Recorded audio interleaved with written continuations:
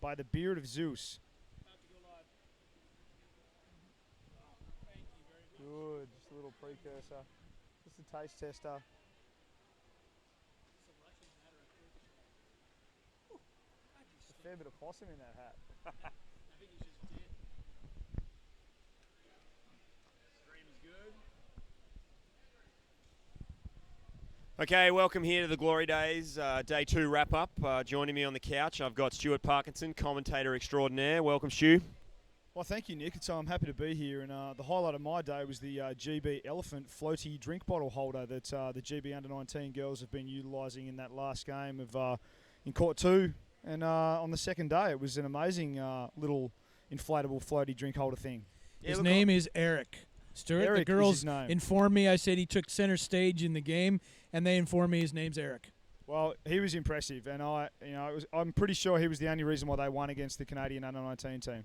So did Eric took a float out into the pool, did he? Is this what happened? He just had a lot of presence in the sub bench for the GB Under-19 girls. I'm pretty sure he was doing some assistant coaching. He just must have had a lot to say to those girls because they came out firing. Yeah, you get a lot of reach with the trunk when you're on the bottom, so especially because you can just run along on the bottom with that trunk sticking up out the top there, just sucking air. So no, good on them. So Dave, welcome you back to the couch. Yeah, thanks, Nick. It's good to be back. And I had call a lot of games today. There's some dominant performance in today's game, and while Eric was a sensation, I enjoyed watching the determination of some of the teams out there, in particular the Canadians under-19s who were against the GB players. They were playing with 7 players. They had a number of injuries, but it was really heartening to see them still out here giving it all for representing Canada. Yeah, and highlights of the day for you, Stu, other than Eric, obviously. Which game stood out? One of the highlights for me was the under-23 men's game against the under-23 Australian men's game against the Turkish under-23s. It was a real kind of down-to-the-wire contest. A very solid display by the defending world champions in the Turks. And I was exceptionally impressed with just how much pressure they could take, particularly given how many guys they had in the sin bin over the course of that game. Yeah, they did have a lot of guys sitting on the side.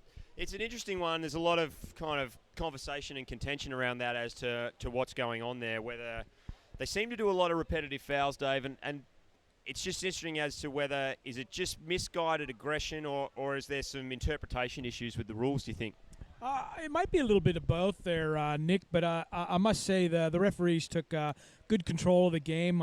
They escalated about as far as they could because I believe they were actually seeing no real deliberateness to it, but it actually was constant, and that constant builds up in the rules, and therefore leads to the kick out, the 2 minutes, and 1 minute and the 2 minute, and it just sort of went up and up and up, and they kept doing it. I think it's something that the Turkish coach might want to have a conversation with the referees to ensure that he understands the interpretation so they can fix it up for next one, because that many people sitting on the side of the bench, I'd never like to see that, as you well know. No, it's not good for hockey, and we just do need to find a solution there. So I want to start with the men's under-19. So just having a look through there, the games that kind of stood out. I think the French boys put in a really strong performance against the Aussies. A really well-drilled French outfit, this under-19 boys team, Stu. Yeah, they did, Nick, and those guys have obviously done a lot of training, obviously done a lot of work in the pool, because they seriously were a very slick unit in that game, and the result of that game definitely reflected just how well they played. The Australian under-19 men, to their credit, soaked up a lot of pressure for a long period of time in that game, but they just didn't really have the answers they needed against that stronger French under-19 unit there. Yeah, and they're looking at the ladder here for the under-19 boys, Dave. We've got the New Zealand team sitting on top, equal with GB there, both on 3 wins and both with 1 goal against. So it's going to come down to head-to-head when the Kiwi and the GB team finally actually get to play. Yeah. France and South Africa sitting on 2 wins apiece, and then we drop back to Colombia and the USA with 1 win apiece. So there's not a lot separating those top 6 teams. No, there isn't, Nick, and I think we're getting into the other end of the draw, where everyone sort of starts evening out, and we start seeing who the real contenders are. New Zealand showed dominance, but the French came out pretty strong as well. It was a really hard game, and I see the Great Britain team is holding their own and really surprising a lot of countries out here, Nick. Yeah, I think the GB team's probably the surprise packet in there for me. 16 goals for, 1 against for 3 wins, Stu. Yeah, they're doing an amazing job at the moment, and I think they're surprising a lot more people than just you, dude, because, the contest is wide open at the moment. Yes, the Kiwis are sitting on top, but the GB lads are certainly right up there. Yeah, and then, really looking down there, the Australian boys having a pretty tough time sitting in 8th. 3 losses, only put 1 goal in so far, conceded 11. So they're not conceding as many as a lot of the other teams, but really kind of struggling to find their mojo at the moment, Dave. Yeah, and look, I'm not looking to sort of put excuses out there, but I know they're some of their key players are still resting to come down with I don't want to call it a Hobart bug. They probably brought it from Perth themselves, but that's really getting to the mojo of their players when their captain's resting on the side because he's ill. But that's no excuse. The rest of the team needs to stand up, and they got to start looking for tomorrow and turn it around. I'll be hoping they can do that for us tomorrow. So then looking at the sin bin stats here, the French, they may be well drilled, but they've had 9 1-minute kickouts and 2 2-minute kickouts. So that gives them a total of 13 minutes in the sin bin. The next closest we're looking at is 7 minutes, so they're double any other team in the sin bin. Yeah, look, mate, they are a very well-drilled team, but they do like to get physical on the bottom and maintain their bottom position. They also like running forward a lot. That forward sort of style of game in numbers, especially when they don't change that style when they're getting good defensive pressure applied to their attack, can lend to an attacking team like that just getting in the sin bin more. And I know they did get thrown out today for a fair few obstruction calls. So, if they want to improve on a particular aspect of their game, I think their coach could probably have a chat to them about just, when to sort of pedal back a little bit and maintain possession and sort of 80% it, and when to just have a crack at the defence when the gaps are open. Yeah, look, I think Coach Paul Barrow there's probably just pretty happy with the fact that they're 3 from 3, and moving through into the next rounds with a lot of positive energy. So, and they're also taking out the highest goal scorer list with Clement Arocas with 7 goals there individually, Dave. Yeah, look, I think the French will focus on what they're doing because they're obviously doing a lot of things, popping in a number of goals, and I think it's just the ferocity of how they play. They see that end wall and they just drive for it, and if someone gets in their way, that doesn't stop them. But unfortunately, our game is it has rules that you can't go just barge your way through people, and they're paying the price with a few penalties. But that's up to them. If they want to spend the time in the sin bin, that's over to them. But they're certainly dominating that round in there with the New Zealanders and the Great Britons. Yeah, so now moving into the under-19 women's division. Interesting game this morning, Stu. The Colombians going down 3-0 against the defending champs, South Africa. Yeah, the Colombians won't be happy with that. I know those girls have put in a lot of effort, and look, it was a hard-fought game. It was tit for tat for most of that game, but the South Africans just basically had a couple of extra answers to the Colombian defence, and they put them under a lot of pressure. Those South African girls are definitely looking the goods this comp. Yeah, and look, the other highlight, Dave, the last game there that I'm not sure if you or Stu was calling that one, but the 1-0 win, South Africa over the Australian girls. The Australian girls probably pretty happy with that, with South Africa sitting top of the table at the moment, played 5, won 5, 20 goals for, no against. Yeah, look, now Stuart and I were calling the Canadian-Great Britain game, and there was a lot of noise because there was a lot of Australian supporters here, which was fabulous to see. 1-0. It was a really close game by all accounts. I got some comments back that it was all the girls were over there chatting about it, and it was a really enjoyable game from their point of view. It probably could have gone either way, but they were on top, and the South Africans came away with the win. And good on to them, but good effort by the Australian girls. I know the coaches, both Chris's, were nodding away, saying they were pretty happy how the girls played. Yeah, look, missing the conversion on a 2-on-1 there to draw it up with just 2 minutes to go. So, and I believe the South Africans played about the last 4.5 minutes with only 5 players, with one of their girls getting a 5-minute kick out. So a lot going on there. It's South Africa sitting clear on the top there with 5 played, 5 wins. The Kiwis, 4 played, 4 wins. Both of those teams haven't conceded a goal yet, so they really are looking like the 2 teams to beat in the under-19s women's, Stu.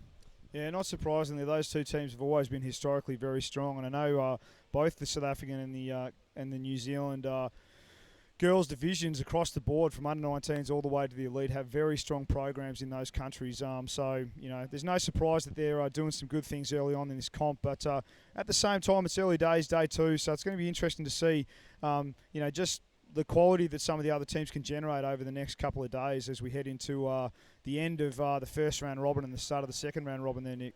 Yeah, especially those under-19 girls. Those 3-game-a-day days are really going to be taxing, and over the next couple of days, it's going to be interesting to see how the fitness plays out. Looking at the kickouts, Colombians sitting on top there, 8 minutes total kickouts over the tournament so far across 5 games. Not a bad result, really. They're keeping that down. And the highest goal scorer, Georgia Coughlin from New Zealand, with 8 goals for the tournament, Dave. My goodness, yeah, she seemed to be all over the pole. She's constantly down on the bottom supporting her teammates, and she's in that hunting zone, and she's really capitalizing on every opportunity. And good on her. When they present herself, she takes it and runs it straight to the tray and pops it in for the girls. Yeah, and then we'll shift across to the under-23 men's division. I think the big games in there today. It's interesting to see you and I called the Colombia-Turkey game this morning, Stu. Turkey getting up 1-0, but really that game could have gone either way.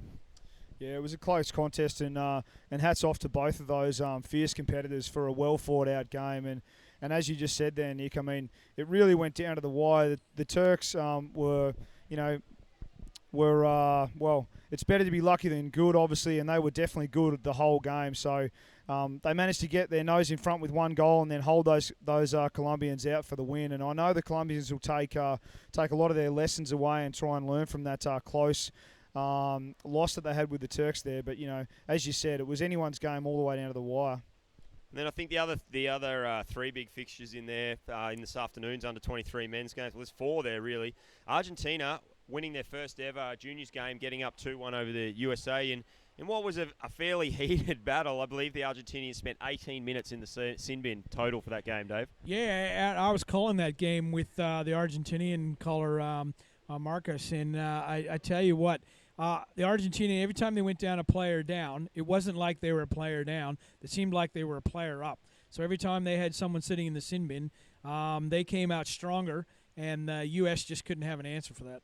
Yeah, no, it was an interesting game, and great to see the Argentinians winning their first one at the tournament here. So the other next game was the France-South Africa game, where they were tied 1-1 for a good portion of that game, and the French just running away in the end 4-1 there, Stu.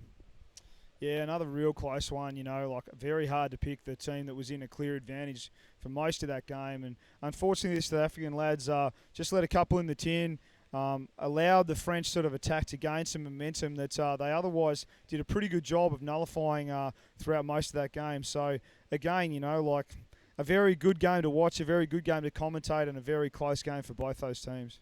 Yeah, it's really the battle of the kind of 2 competing styles, with the French playing a really strict structure of kind of this is how it's going to be done, this is where we're going to go, this is what happens when this happens. Whereas the South Africans, they love to kind of fly by the seat of their pants and play that big, open, flowing, big flicking hockey, Dave. Yeah, it was, and it was a good example of that, Nick. But I think the structure of the French wore down the South Africans, and the South Africans couldn't break out of that French dominance of trying to dictate how they played. And it didn't allow the South Africans to do any flow. Granted, the referees allowed the play to flow on, but I think the big effect for the South Africans with the French weren't allowing them to actually make it free-flowing. Yeah, no, I totally agree there. So the next game that came down in there was the Kiwi-Colombia game. Another really tight one. I think it was 0-0 through to about 20 minutes into that game. And then there was about a 5-minute period there where the Kiwis just put 4 goals in quick succession. And I was actually really impressed with the Kiwis' approach and how calm and collected and confident they were. There was no big showboating. There was no jumping out of the water. They just had their heads down and were going about their business, Stu. Yeah, they really did. I mean, first of all, congratulations to the Colombians for putting in a very consistent effort for that first sort of 15 or so minutes of the game. But essentially, once the Kiwis got their first goal in, they just got on this goal roll-on and basically put 4 goals in the next sort of 6 or 7 minutes. They got a lot of big swims on the Colombians and just managed to square up the Colombian defence enough with enough guys around the puck to just repetitively drive these good lines that they had a lot of speed coming through their forwards. I'm not sure if that was just because a couple of really good tactical subbing decisions off their deep defence, but either way, it was a very calm, considered, and well-executed win by the Kiwi under-23 lads. Yeah, I think it's something we've seen a lot over the last few years with the Colombian team, is that they play with a lot of passion and a lot of heart, and often when things go bad, they go bad pretty quickly for short periods of time as they just lose a bit of that passion for a second, and it takes them just that 3 or 4 minute patch to refocus, and then we see a couple of quick goals go in, Dave. Yeah, look, I agree with you there, Nick. I've seen it myself, as you have, and Stuart as well. When they sort of switch off, they go missing. They get that one goal down, and they hang their heads, and they just don't snap out of it. But 4 goals quick like that, and then they snap back into it, and they're back in the game. It looked like, where did those 4 go? They sort of had a timeout, and that's something they'll need to work on for the rest of the tournament, Nick. Yeah, but to me, the Kiwis looked really good, but it seemed to be a switch back to a bit of an older style there, Stu, where they were throwing a heap of numbers forward and really basically relying on one back to kind of clean up at the back, which I think for the teams that can put some pressure on and can really run that last back out a long way is going to make them quite vulnerable. Yeah, they've got an interesting structure at the back. I mean, it's working for them at the moment. They're soaking up a lot of attacking pressure from a lot of different countries, and you know, their results in the first 2 days certainly speak for themselves. They've got a square back line at times, but they do have a very nice sort of ability to roll from one covering back to the other as they transition through that square space. They never really get caught square not moving. So when they are square, they're actual 2 square backs. One's moving forward to engage in the play, one's moving back to cover. So they're doing that well at the moment. They definitely want to watch that as they're going forward, but at the moment it's working for them, so well done. Yeah, it definitely looks like those back two have spent a lot of time together. They really read each other very well, which is it's impressive to see. And then obviously the last game of the day, my Aussie boys jumped in against the Turkish guys, the defending world champs there, with a rematch from the Castellon Grand Final. Pretty hard-fought game, a lot of contested hockey in there, and it came down to a 2-0 victory to the Turks there, Dave. Yeah, look, I think they just capitalized on a couple of mistakes your guys played. They played an excellent game defending. They spent, I'd say, probably 12 of the 15 minutes constantly defending the Turkish onslaught, and it was an onslaught. Even with playing players down, they didn't take their foot off that accelerator one bit, and your guys responded well, Nick. But look, your guys need to continue to improve. They've coming together in the pool at the right time, and we'll hope to look for them to transition some of that defensive hockey into some structured, controlled puck hockey. They need to eliminate some of the free-flowing puck where they actually fired it back to the Turks without passing to their own players. And once they get that sorted out and then they get some confidence under the belts, I look forward to seeing some of your wingers get released and drive through the pool, and that support coming through the back line won't be just defending. They'll be actually supporting your attack. So I know you're working hard on that and getting the boys to focus on that, and Stino himself working with the boys. So good luck for tomorrow. Yeah, thanks, mate. And look, both teams in there, Stu, spending some time with 3 players in the game. The refs imposing themselves on that game. Yeah, they definitely did. I mean, we spoke about it a little bit before, and that was certainly one of the standout aspects of the second day of the competition for me. I mean, from my perspective, regardless of the reason behind why the Turkish guys, well, I guess the reason is important, but what I would like to see is just 6 Turkish guys in the water for a consistent period of time and just see what those guys can produce, because, they're very impressive 2-3 players down against some of the best opposition that they've got at this tournament. I'd really like to see a consistent period where they execute their game plan with most of the time 6 players in the water, because those guys are playing some quality, aggressive hockey. And I'd just like to see what they can do with six in the pool. The referees definitely did assert their dominance on that game, and they certainly made some big calls at some critical moments, and they did a really good job in a very close fought match. Obviously, the Aussies going down by 2 goals, doing a lot of defending, as Dave said, but I was very impressed with what the Turks showed us today. So they'll definitely be one of the teams to watch as we move forward through the comp. Yeah, they're definitely looking strong, and as one of the people with the closest view in that game, I actually thought the reffing was pretty good. They did a good job of kind of keeping it under control, so kudos to Angus and his refereeing team there. There you go, Angus. That was me giving you props. That pretty much never happens, so soak it up, buddy. There's a well-timed walk past the camera there, Angus. Yeah, so we've got... As another fence comes past, you can see we've sorted this out. New Zealand and Turkey sitting clear on the top, 3 wins there. If we go down to the stats for the teams, we're looking at Argentina there, 7 1-minute kicks out and 5 2-minute kick-outs for a total of, and 1 5-minute kick-out for a total of 22 minutes so far in this tournament, which puts them nearly twice as much as any other team. Yeah, look, they came very excited, Nick, and they're still carrying that excitement, so I guess that excitement makes them over-enthusiastic, puts them into situations where they're something that the Spanish, the Colombian coaches need to get on top of for tomorrow, so they actually do spend more time as a unit. Stu was saying, well, I would like to see them play with all their numbers in.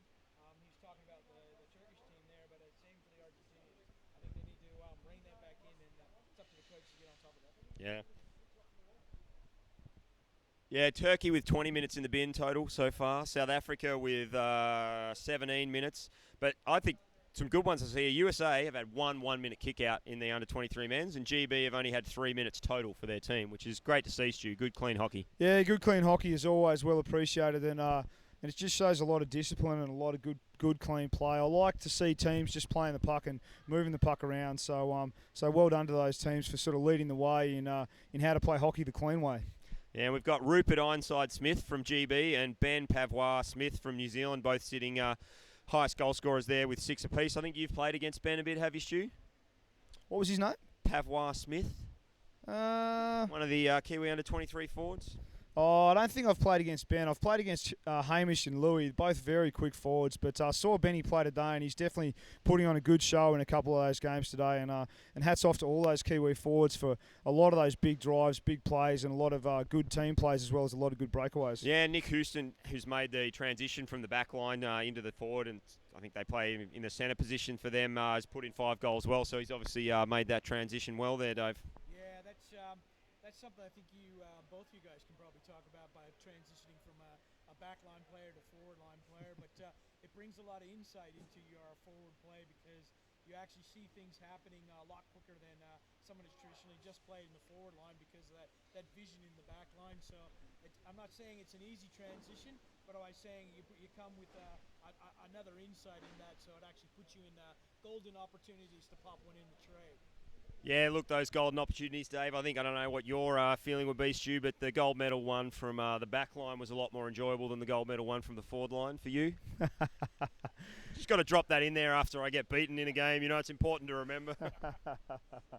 I've actually never played in the team being a forward and actually having won a gold medal. So I've only ever won a gold medal from the back line, which probably says a lot about putting me on the forward line. So I'll probably just comfortably stay in the back line from now on. It's probably the best way the Aussies maybe having the best chance of scoring a goal if I'm in the team next time anyway. Yeah.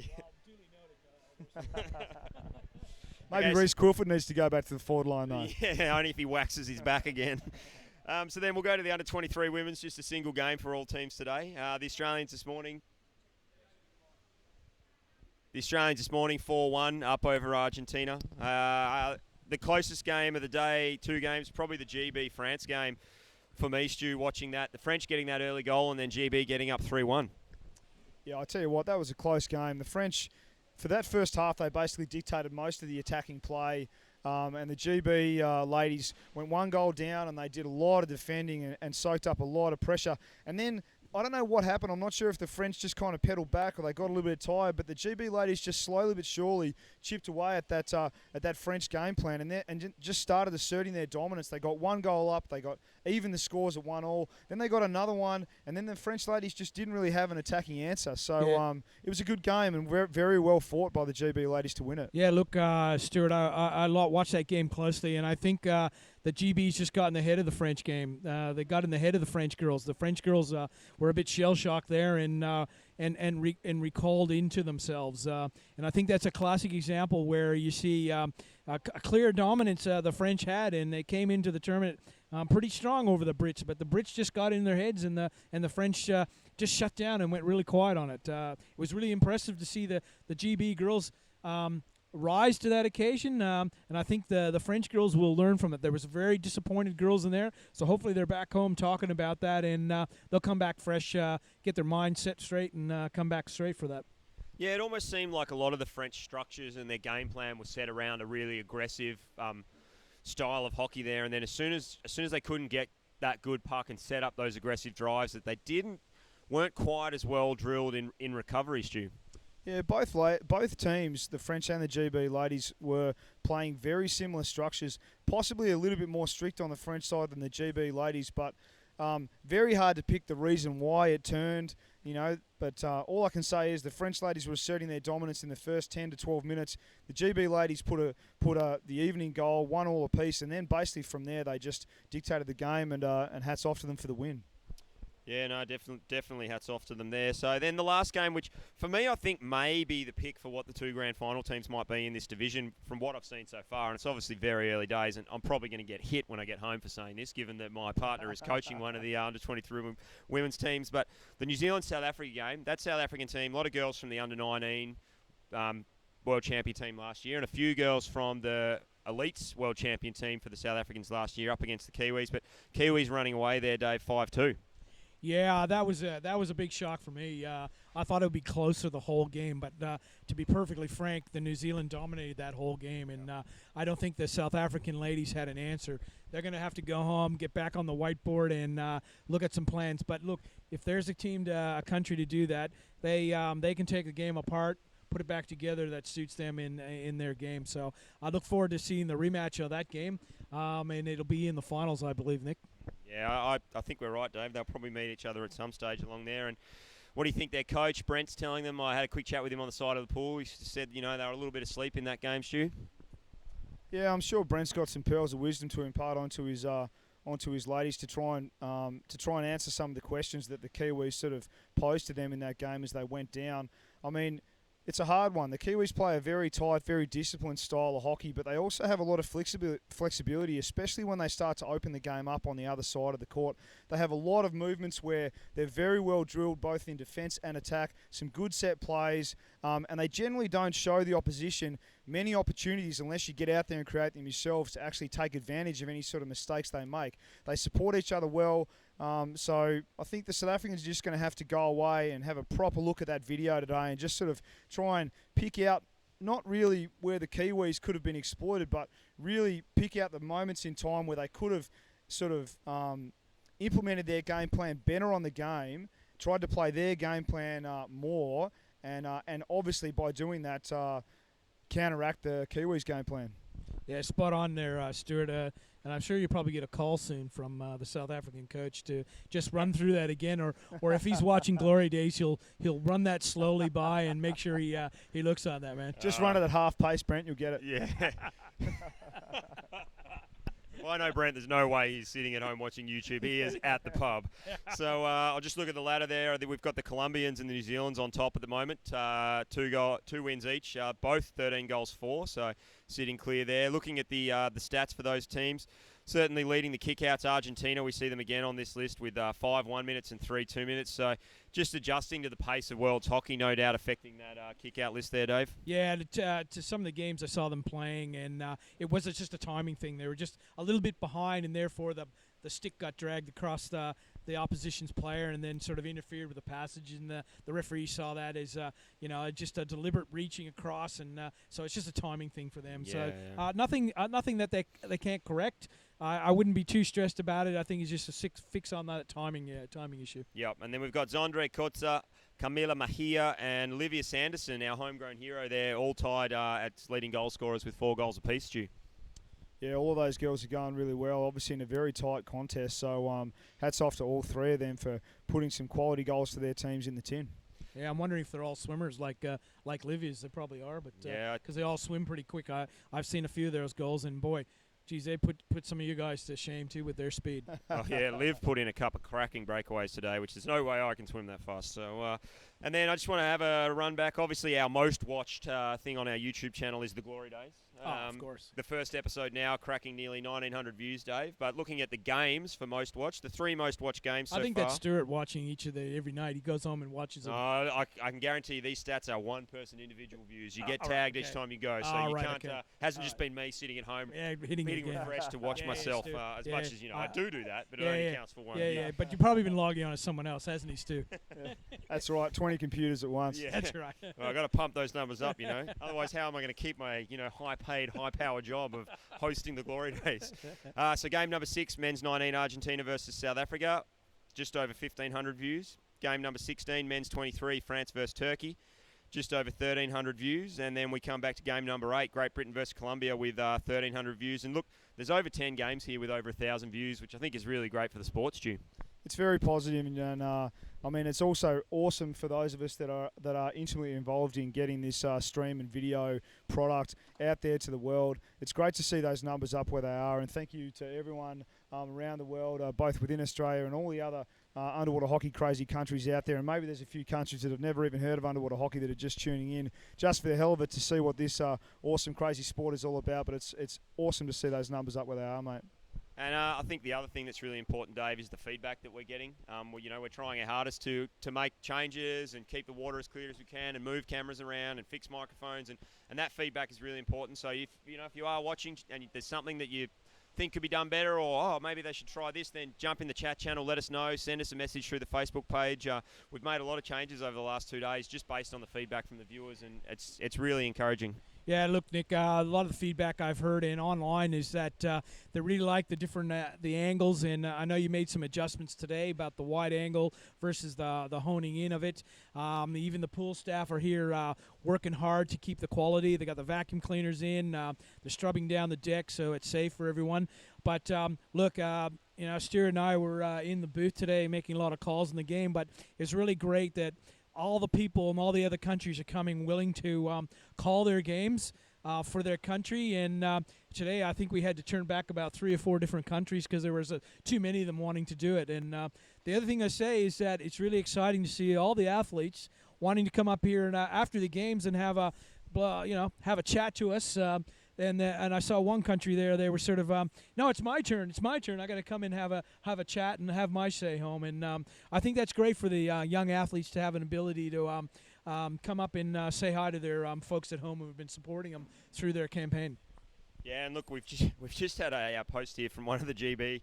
We've had a few people fall in love with the couch and a few people fall in love with the headband, but he's asking if the infamous headband is going to be auctioned off at the end of the tournament, and if so, Work will put in a $100 donation. His Work will put in a $100 donation to take it and hang it up in their office, which I don't know is a great idea for the Kmart headband, Stu. Well, I mean, surely if it's going to be auctioned off, it's not going to be a donation. It's going to be a bid. And who knows where that price could actually end up. But we'll take that $100 bid from you, and we definitely will auction off that headband at the end of this competition. So if any of you guys out there want to trump that $100 bid, I reckon the $100 bill is a bit low for that particularly gorgeous headband that Nicholas here has been wearing off and on. And maybe even the squid head. If you want to put in a bid for the squid head, just go right ahead, because that thing would be awesome in someone's pool room back home. The squid head can go. Someone can wear that to presentation night for sure. So I just better wrap us up because I know the guy behind me is freaking out here a little bit that we're taking so long. So 1,184 subscribers to the YouTube channel now. Tristan set us a goal, 150,000 likes in a week. Not including today, we've had 140,000 in the last week as of midnight last night. 100,000 post engagements in the last week. That's posts, likes, shares, comments. That's 5 times where we were when we were just pumping the Glory Days out, so that's really going well. Yesterday and today we've had nearly 100,000 kind of views. We don't have the stats in there yet for today. And the page itself, if I flick across to that, that's sensational, Nick, and kudos to everyone at home watching. Keep sharing it around to people. And I met a fellow on the plane back from Melbourne on Friday night, and he heard about it, and I showed him the link, and he and I were watching a couple of games each on the way, and it was his first exposure. He's from Colorado. He works here in the Hydro store, and he said, "This is amazing. I never knew this existed," and he was coming down. I saw him here today, so it's getting out there, Nick. Yeah, and I saw a couple of local Hobart City Council aldermen out here today, which is really good to see the support from Hobart City. So cumulatively, as of today, 162,000 is our reach. So we've knocked that 150,000 out of the park, and it's not even the end of the day. 1,700 followers, 1,600 likes of the page. So, look, really going great, Stu. Yeah, it really is. And again, thanks to everyone out there that is sharing, liking, and sending the underwater hockey message of this tournament and the general message of the sport around the world, because I cannot stress enough that this is the kind of thing that we need to just keep on doing and keep on keeping the momentum going for this great sport that we all know and love. And so, look, that's all we've got for the Glory Days this evening. Tomorrow we'll have another quick Glory Moments where we have a look at the big games of the day coming up in front of us. Tomorrow night we won't be doing Glory Days because last game starts at 8:20 p.m, which means we won't be finishing up until a bit after 9. First game's at 9:30, so that means we'll be here for probably 14 hours tomorrow. So As much as I love the Glory Days, I'm not going to sit here at the pool until 10:30 at night doing it. So we'll have a bit of a longer show before the games the following day. But look, Stu, thanks for joining us on the couch again. Always a pleasure, mate. Glory days. Glory days. Live on. I don't know. I think you'll get a surge of influx to actually run one, Nick. So maybe a quick 10 minutes at the end of the day, mate. We'll see how we go, but a quick 10 minutes for us talking about hockey, even when we've been talking about it all day, very quickly turns into 40. So Well, we take some bids on that too. If anyone wants to throw some money at us, that'd be awesome. can we keep it in 20 minutes? And then they'll really have to listen to you at half pace, Stu. That's it. See you later, guys. Cool. See you. Thanks Good night, everyone for watching. See you tomorrow.